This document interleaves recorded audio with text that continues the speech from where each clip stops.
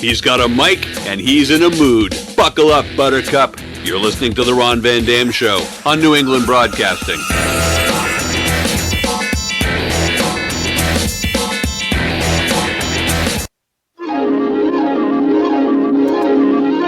The following program is brought to you in living color. Good morning, good afternoon, good evening, good night. It's the Ron Van Dam Show. I think you're right. Hold on tight, things can get a bit weird, if you like that sort of thing. That's what it is. How you doing? Welcome to the program. It is the Ron Van Dam Show. Guess which one I am?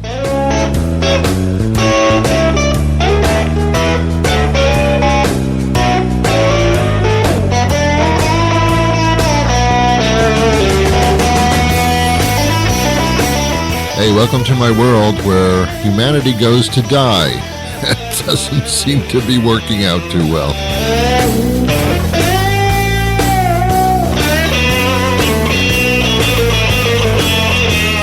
I'd love to save the planet, I really would, but my closet is too full of whales. I have no more room.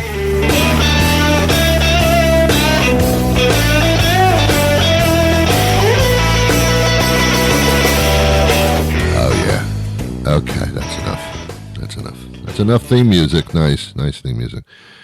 Welcome to the show. Make yourself comfortable. I will entertain and inform you for a short period of time. Believe me, an insignificant amount of time. I'm a talk show host. I can't even talk properly. Indeed. By the way, you're looking really nice today. I can't understand how you look that good all the time. You're lovely. Sweet, adorable. You have no imperfections whatsoever. How do you pull that off? Okay, now I'm through complimenting you. That makes us closer. Well, it makes you closer to me. Other way around, not so much. All right, let's get started. I have to have some work done in my yard. And damn it, I'm not going to be the one to do it. I'm over 40 years old. I know it's hard to believe by all the pictures you see of me, but I am over 40 years old. I might even be a skosh of a tad over 50 and perhaps even pushing 120, but somewhere in there. And I made a pact with myself that I will no longer do the things that I had to do in order to live. And that included mowing the lawn. My father, let me introduce you to my fathers. My father, these are people. My father used to make me do all the chores in the house. I had a brother. I was the older, and I had to do everything. My brother did nothing. He just did nothing. He was second, and for some reason, number two did nothing. But I, being number one, of course, had to do everything. Take the garbage out, Ron. Mow the lawn, Ron. Shovel the driveway, Ron. Scratch my back, Ron. Do the dishes, Ron. If you don't do those things, you can't go to the ball. I felt like Cinderella. I really did, only I didn't have the same dress, and I didn't have those shoes, those annoying glass slippers with heels. Are you serious? Torture the poor girl. But I had to do all that stuff when I was a child. And I, as long as I lived in my parents' home, I had to do all those things. Out of all the things, the shoveling the driveway, that happened only when it snowed a lot. So, okay. I can work up to that. But mowing the lawn every single week, you would mow that lawn, and it would look kind of nice at that point. 2 days later, not as nice. 4 days later, not looking good. After a week, it's time to mow it all over again. It was endless.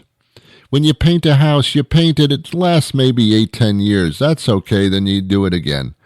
Okay, I get that. But every single freaking week? Come on, man. So it was behooved unto me to mow the lawn every week. And I thought it's the least I can do because I'm a child and I don't pay rent and I don't buy the food. And, you know, you have to put up with me and my colic and all that stuff. So, okay, I'll mow the lawn. I was a good child. I obeyed my parents. What a concept. Right? Children don't obey their parents anymore.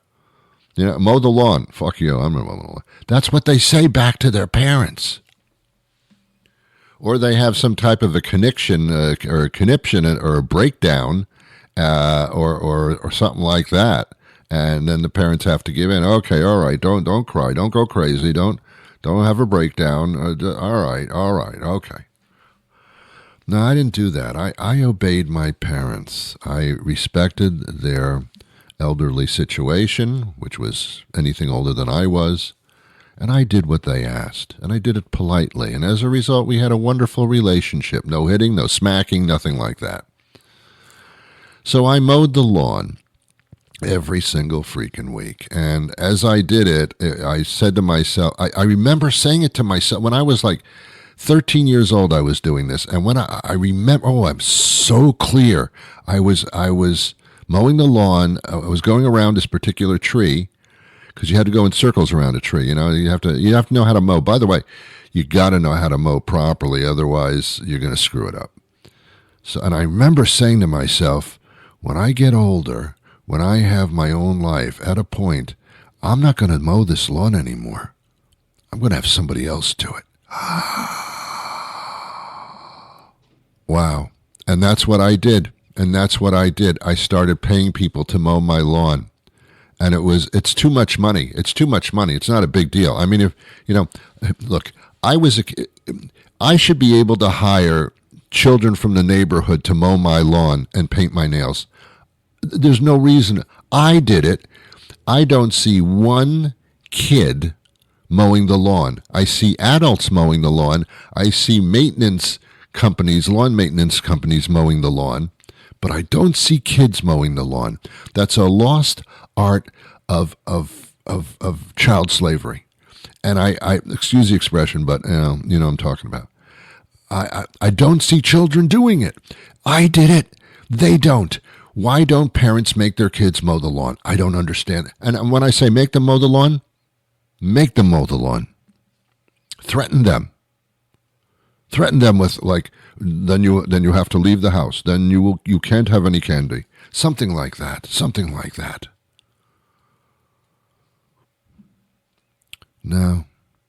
When it snows outside, I have to hire a guy in a truck with a big plow to plow my driveway. I have to hire someone to do that. It's $110 every time he just shows up. And he'll show up if there's 3 inches or more, he'll show up automatically. If there's less, he'll show up automatically. It's expensive. I'm not going to same thing. I'm not shoveling this crap. I will shovel the driveway because it's just a driveway. It's not a whole property thing. It's just a driveway. Maybe I'll do that if there's not too much snow. Actually, it's very good exercise as long as you don't overdo it. But that's besides the point. When I was a child, once again, I would take my snow shovel on a snowy day and I would go to my neighbor's house and say, do you want your sidewalk, your front walk, or your driveway shovel? And they'd say, sure, Ron, we'll give you some money. Okay, thank you, Mrs. Cleaver. I wasn't being enterprising. It was just what you're supposed to do. And then when I moved into my first house, no kids showed up. There were no kids in the neighborhood that showed up and said, hi, Mr. Van Dam, can I shovel your driveway? Didn't happen. Then I moved to another house, like 20 years later, and again, didn't happen. I was still shoveling myself, just like I was when I was a kid. Again, I said to myself, at some point in life, I'm not doing it. I'm not doing it. I'm going to have somebody else do it. But did the kids from the neighborhood stop by and offer it? No, they didn't, because they don't do that anymore. Because kids today are privileged. I don't want my child shoveling other people's driveways. Why not? Why not? Privileged kids. I don't know what happened. I live in a suburban situation. Plenty of opportunity for a kid to come over and shovel my driveway. I'll throw them $20. That's all they deserve. It's good exercise for you kids. You want to go play soccer and softball and all that stuff? Shovel my driveway too. It's good exercise. Do they offer? No, no, no, no, no. And it's pitiful. And I thought that would happen because I thought that was a circle of life. That, that circle of life thing, Lion King, all that crap. I thought that was circle of life. I thought young people help out older people because older people take care of them all of their lives. They raise them. The kids can do something about it, do something in retribution. No kids coming to my door. No. There was a situation. I lived in Rochester, New York for 1 year. And then it snowed during that one winter, and I said to myself, no, I'm out of here. That wasn't exactly the reason I left, but it fell into place. And there was a kid that came by, and he said, would you like me to mow your lawn? I didn't even have a big lawn in Rochester, New York. It wasn't even a big lawn. But I said, sure. I had to provide the lawnmower. I said, okay, fine. I have a lawnmower. I'm just not going to use it. So this kid would come over once a week and mow my lawn. The second time he came back, the second week, he started out my lawnmower, and I don't know what he did to it, but the lawnmower died. It was dead. So now I had a kid willing to mow my lawn with no lawnmower. And that was the end of that. I bought another lawnmower, and I did it myself. I don't want you kids touching my lawnmower. It just, just never works out.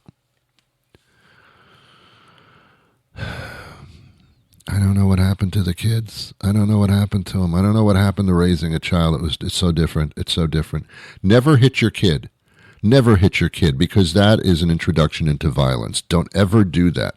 There are other ways to psychologically destroy them, but not physically. You don't touch a kid. You don't touch an adult either. Sometimes a little pushing and shoving may result in an altercation, but you never throw a punch. You don't do that. This world is too focused on violence to solve problems. And now, because of our political situation and because of this stupid freaking social media internet thing, it has festered our anger abilities. This entire world should be taking anger management courses. This entire world is violent as hell. Didn't get better, got worse. That's why I'm saying my focus on the love of humanity is becoming quite clouded and muddied.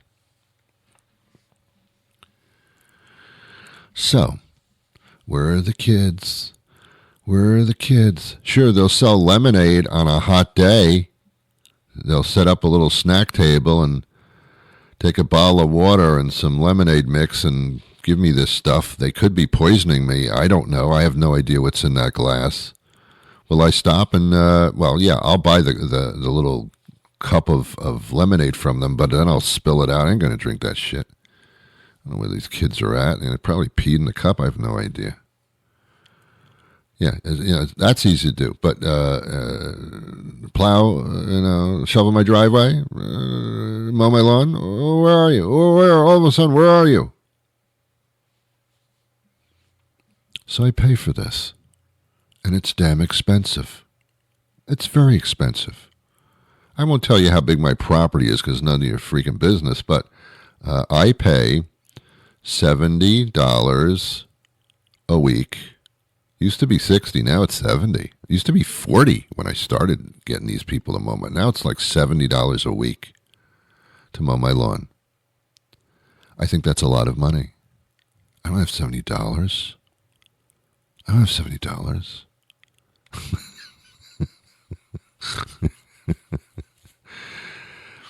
Here's the funny part that's not so funny, and this is why I started talking about this.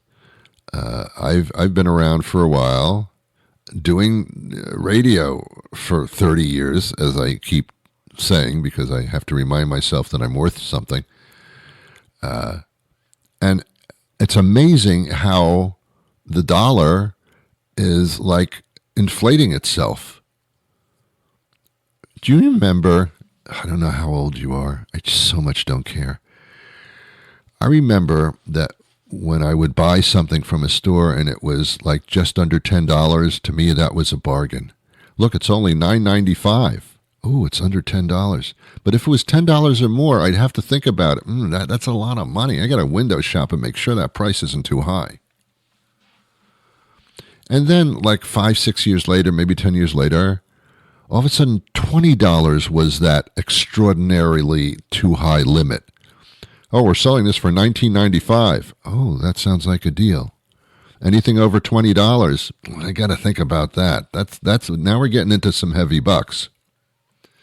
Then, some years later, $50 was the benchmark for, I don't know.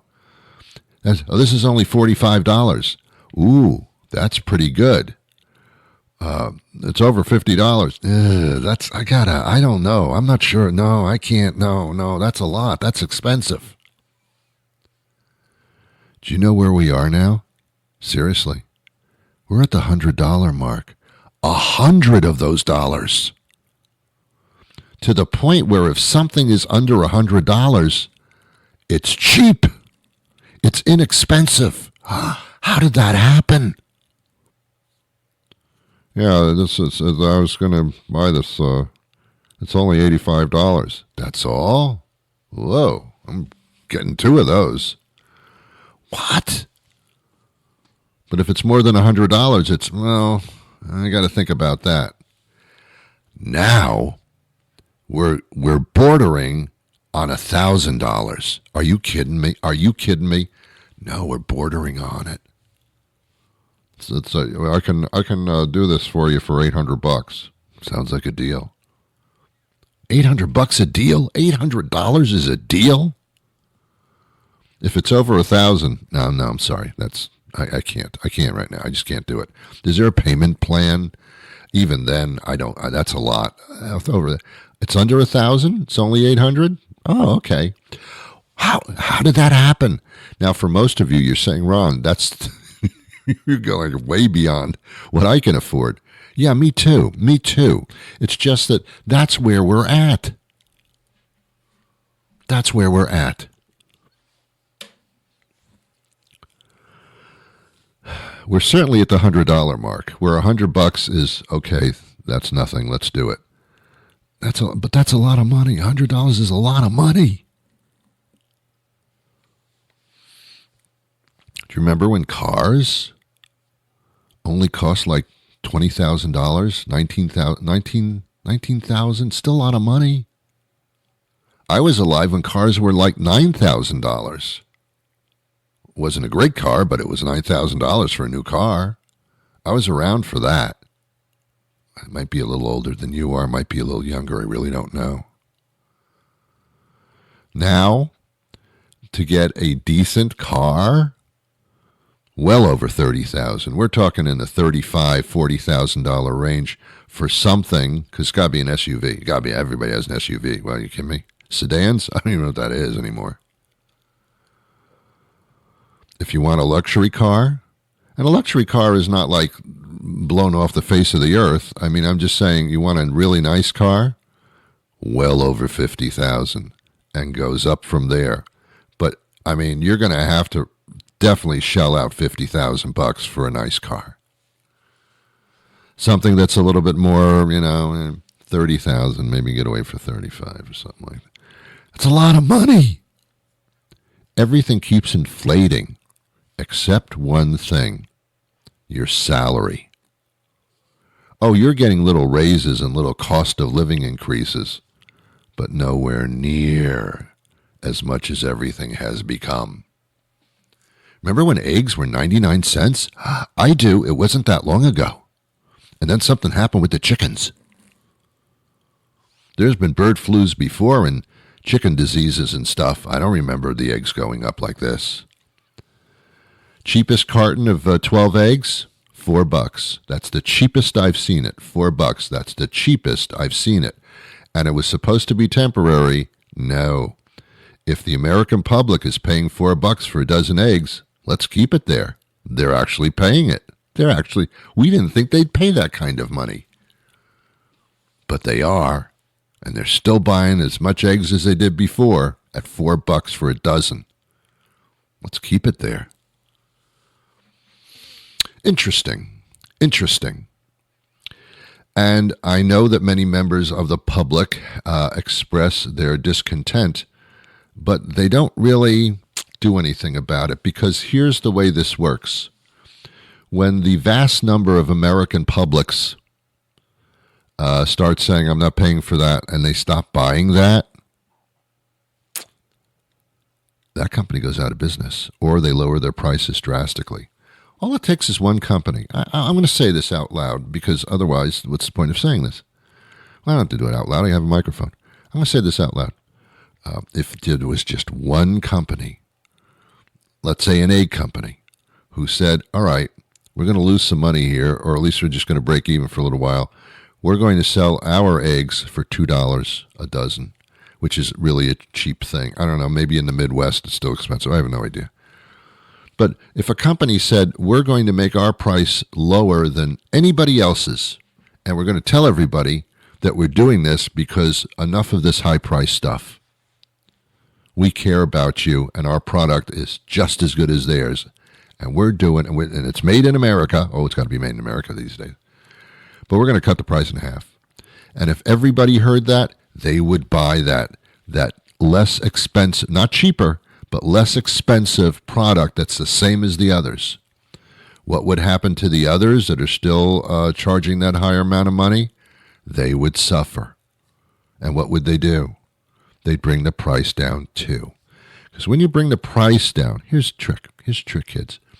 If you have a high price, but you only sell like a certain number of those, because most people won't pay that kind of price, you'll do okay. But if you cut the price and everybody in America buys it, the volume of your sales goes through the roof, and you better have enough product because you're going to be selling out.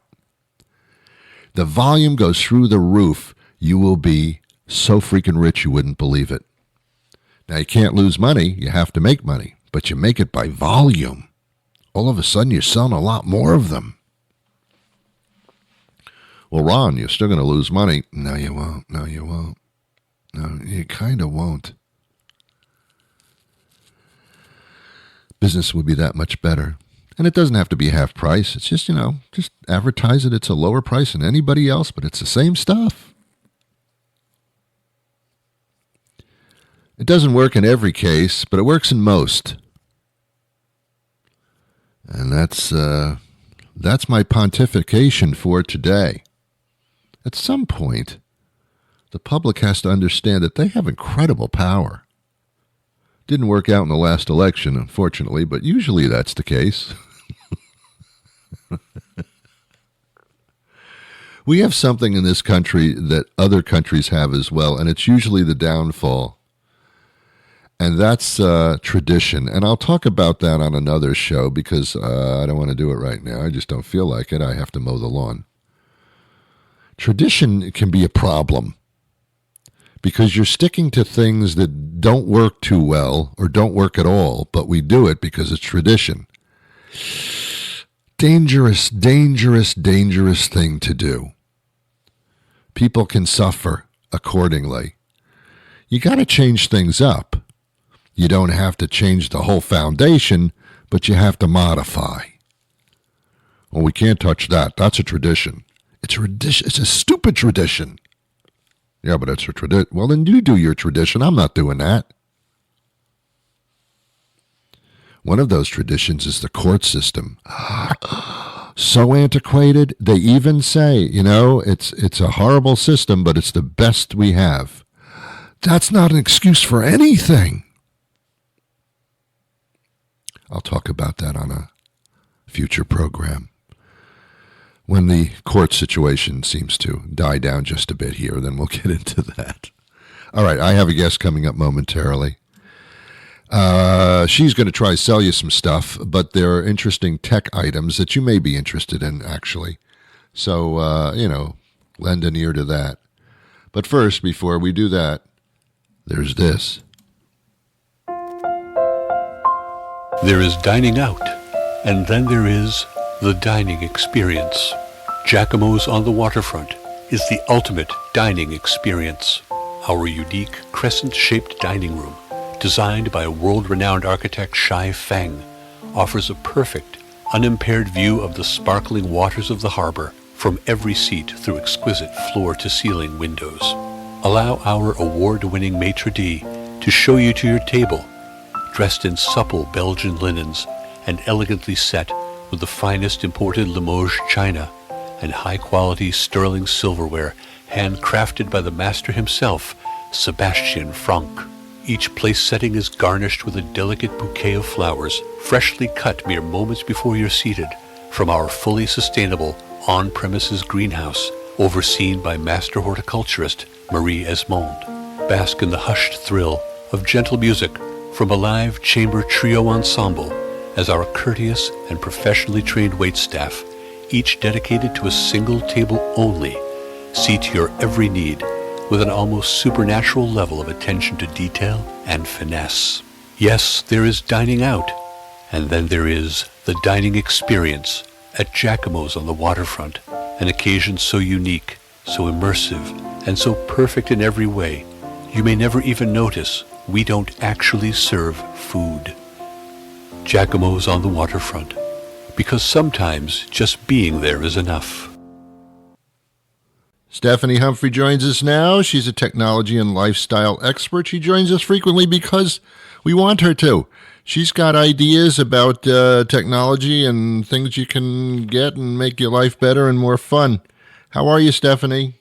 I'm doing well. Thanks for having me. Pleasure to have you here. Every once in a while, we want to get something for us.